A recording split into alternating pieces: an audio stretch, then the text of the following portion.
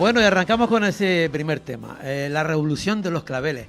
Ayer hablaba con Rubén Ascanio, que es historiador, que va a ser con nuestro protagonista, y le comentaba un poco todo eso, ¿no? De que hay acontecimientos mundiales de historia perfecta, vamos, que pasan vivimos en una rapidez tan grande que ya hasta acontecimientos como este no los recordamos, y las nuevas generaciones que vienen, pues lógicamente lo recordarán menos porque, porque no lo conocen. Rubens, buenos días. ¿Qué tal? Muy buenos días. ¿Qué tal? ¿Qué tal? Digo que es importante Bien, lo de la revolución de los claveles, como muchas cosas, ¿verdad? Que en esta sí, rapidez que llevamos de sociedad, de vida, pues ya no tenemos tiempo ni de reflexionar, ¿no?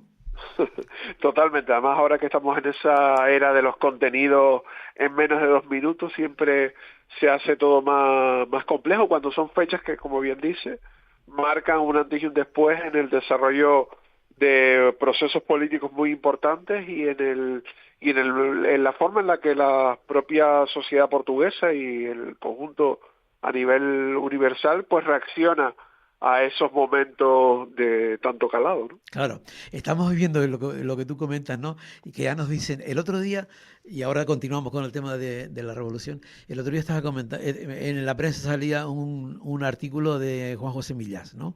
Y entonces ponía arriba tiempo aproximado de lectura, 2 minutos o algo así, ¿no? Y yo me echaba la mano a la cabeza y digo, pero ¿cómo un artículo de Millás, por ejemplo, usted puede leerlo en 2 minutos? O sea, ya de entrada un estrés que es una cosa que no puede ser, ¿no? Sí, forma parte de la mercantilización de todo. Todo tiene Ya. que tener un tiempo, un baremo de la utilidad que tiene ese contenido o el otro, y al final hay tal cantidad de información que antiguamente pues era más difícil de acceder, pero ahora estamos en el momento justo contrario, donde es muy también complejo saber qué datos son reales y cuáles no, donde hay multitud de temas que nos van estimulando, pues al final se pierde pues esa pausa, ¿no? Es como la comida rápida y la comida casera, pues Sí, sí. por desgracia estamos en un mundo donde vamos hacia la comida rápida y no hacia esta sobremesa y ese disfrute, digamos, del acto de comer. Pues lo mismo sucede con la información y muchas veces también con la cultura. Claro, ahora resulta que ya lo que teníamos antiguamente o antes o anteayer es revolucionario. Ahora ponerte la cocina es revolucionario, auténticamente, ¿no? Bueno, Total, Rubén, el diálogo es revolucionario en sí mismo a día total, de hoy. total. Yo creo que estamos haciendo revolución ahora mismo, de poder conversar un rato, ¿viste? Mira, Rubén, cuéntanos el tema de ese 25 de abril en Portugal. Bueno, desde luego fue un fenómeno llamativo. Estamos hablando de la dictadura más larga del siglo XX, 48 años ininterrumpidos, donde con un modelo muy conservador, Portugal, además con un sostén potente de los poderes económicos, religiosos y militares del país, pues se mantuvo a contraviento. Igual en el caso español hay una evolución distinta y también una resolución desgraciadamente también distinta, pero en el caso portugués lo que tenemos es una gran duración de todo un proceso político sostenido sobre esos valores, digamos, tradicionales de Dios, patria, familia como Mm, elementos centrales que mm. imita en muchos aspectos pues a los movimientos de la extrema derecha que se estaban dando en esa época en Alemania, en Italia,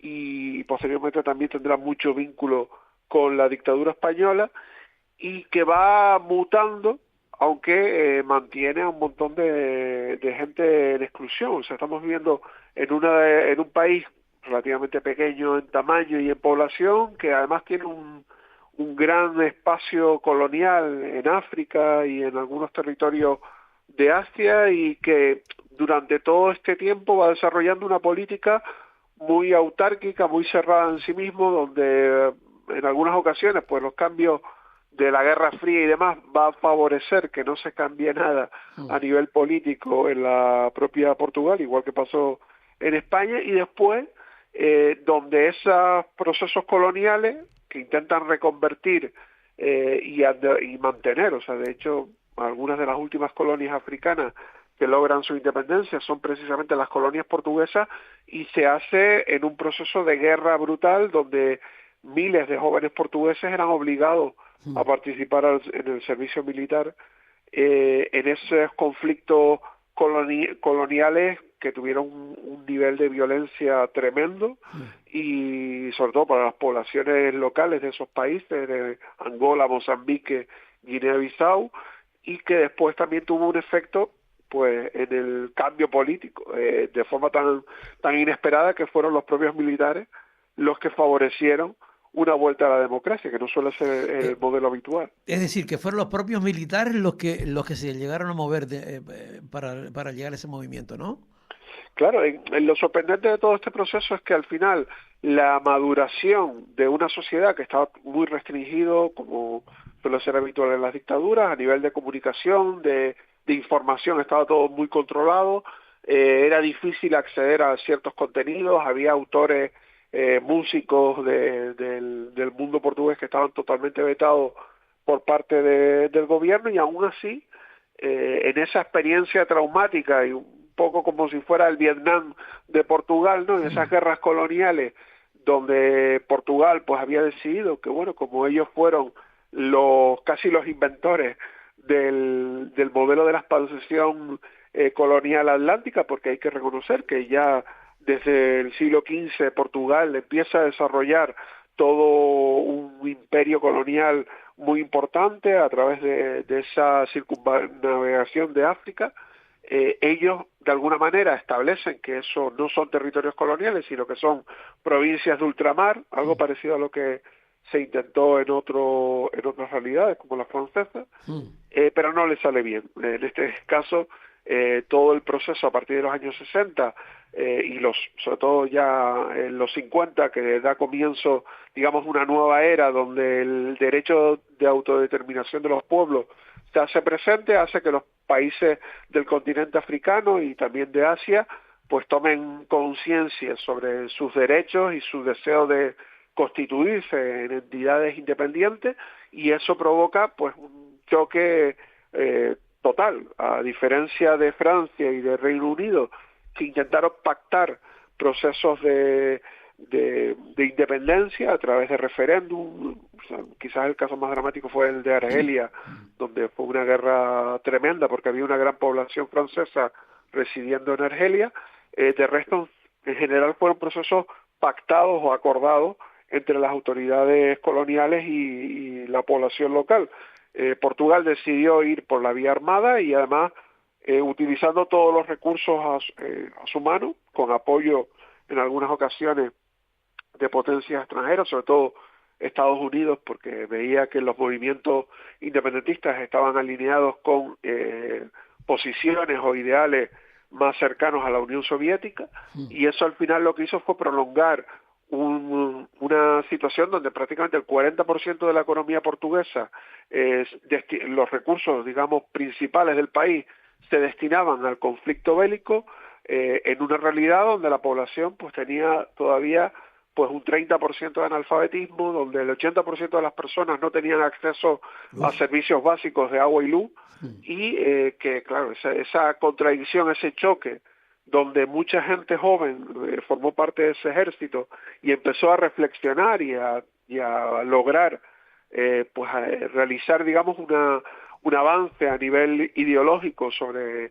el papel que estaban jugando y el sentido que tenía mantenerse en las condiciones en las que estaba Portugal, y convirtió que una serie de mandos intermedios dentro del ejército pues tuvieran como un avance ideológico importante y se decidieran a dar un paso que pensaban que podía ser sangriento, pero que al final no lo fue.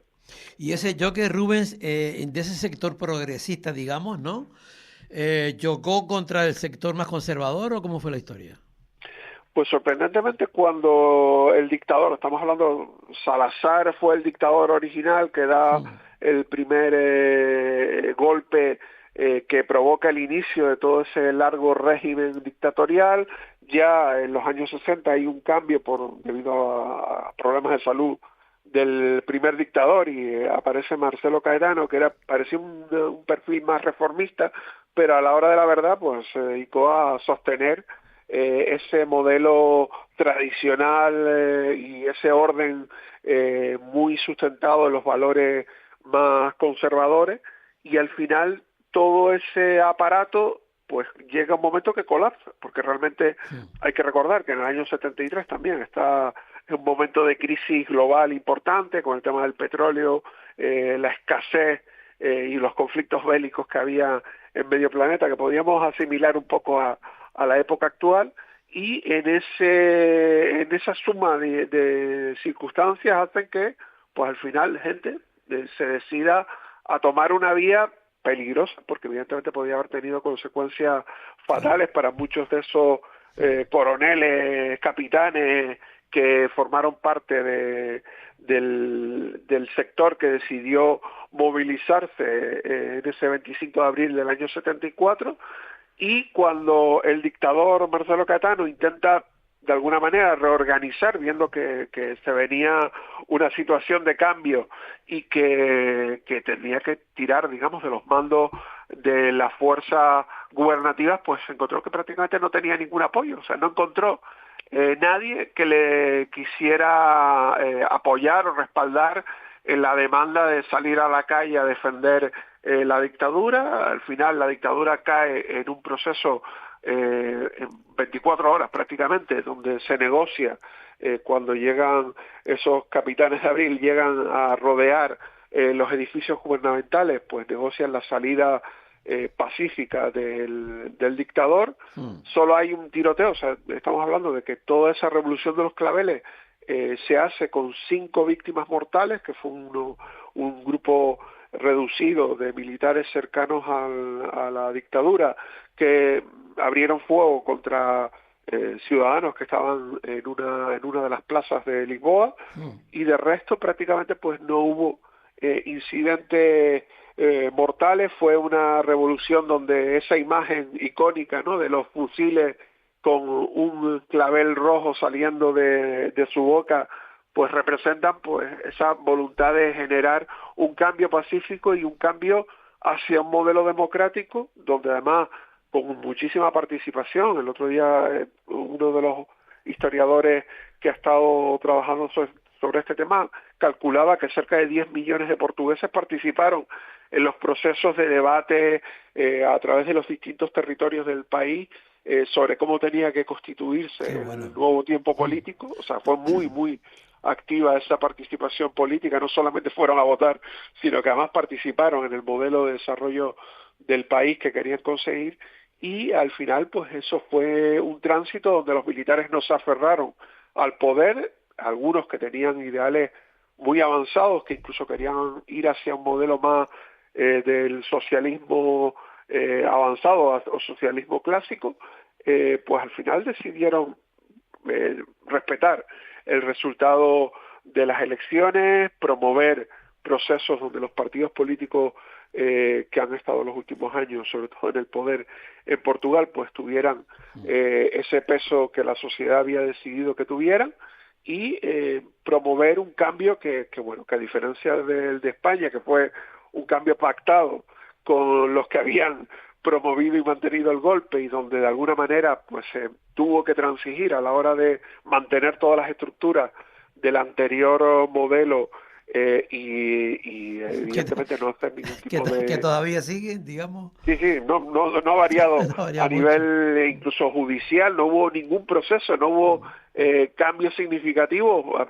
Tuvimos que esperar hasta la Ley de Memoria Histórica del año 2007 para realmente pues cuestionar elementos que tenían que ver con ese homenaje y esa forma de sostener y mantener todo lo que representaba la dictadura. En Portugal lo hicieron en un tiempo récord, realmente hubo un proceso muy participado por parte de la sociedad, y donde el ejército tomó mayoritariamente, a diferencia del modelo español, mayoritariamente tenía posiciones democráticas avanzadas y defendieron y además lideraron todo el proceso de cambio, ¿no? Claro, los diferentes modelos, ¿no? De ambos, fíjate tú, ¿no? Siendo vecinos uno al otro, mira tú las diferencias.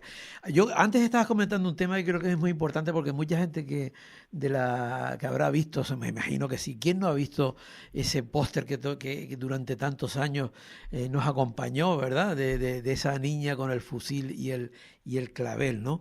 Que sepan exactamente que venía precisamente de ahí, del tema de la revolución de los claveles. Por cierto, ¿se llama la revolución de los claveles por eso o por qué se llama así? Realmente todo surge un poco de la casualidad.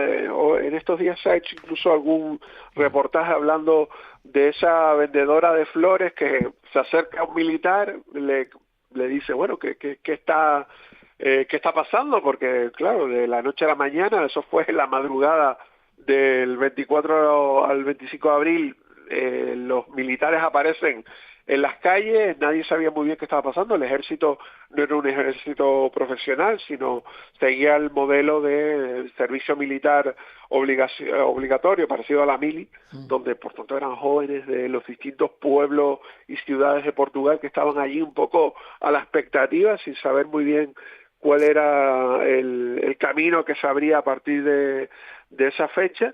Y esa vendedora de flores, lo que el chico le pide tabaco, dice, mira, no tengo tabaco, te doy clavel, te doy estos claveles que tengo, y de forma automática, y creo que sin mucha premeditación, lo que hicieron fue pues ubicar esos claveles en la boca de los fusiles, que fue la representación perfecta de esa revolución pacífica. Al final no venían con las armas a imponerse a sangre y fuego, sino venían con la propuesta, con la voluntad de construir un nuevo Portugal desde la paz, y esas flores que también en su momento, en la misma época y en años anteriores, a partir de los 60, sobre todo el movimiento hippie, cuando había esas protestas por la guerra de Vietnam, muchas veces también representaron esa imagen, ¿no?, de los fusiles con una flor que impedía, digamos, su uso violento,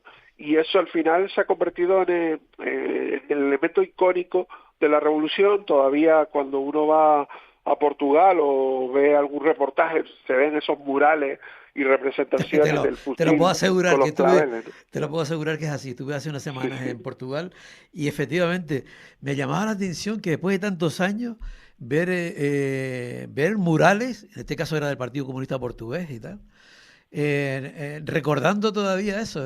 Me parecía a mí, contra, qué historia, ¿no? Sí, al final ha calado dentro de la imagen de la propia sociedad portuguesa. Igual en esto han tenido más suerte que otros territorios, ¿no? Hay como una épica de ese momento donde la población, a través y con el apoyo de las Fuerzas Armadas, lo que hace es un proceso de liberación.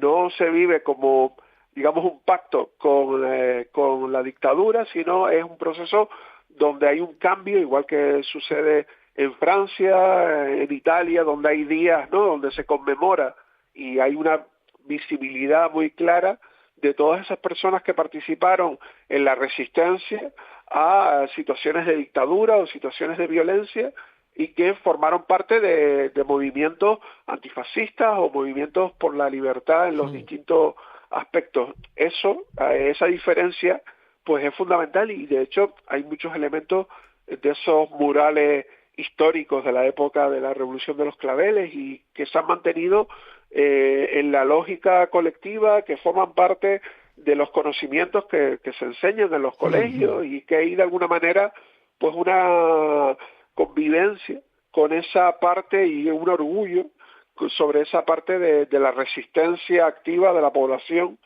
y no es algo pues que de alguna manera se sostiene casi en la clandestinidad, como hay pues en la realidad en el caso del Estado español, pues claro, más bien estamos en esa lógica de la clandestinidad, o de no hablemos de eso, que eso es política. Allí saben perfectamente que eso es libertad, y derechos democráticos. Fíjate tú, no, sí, sí, la visión totalmente diferente.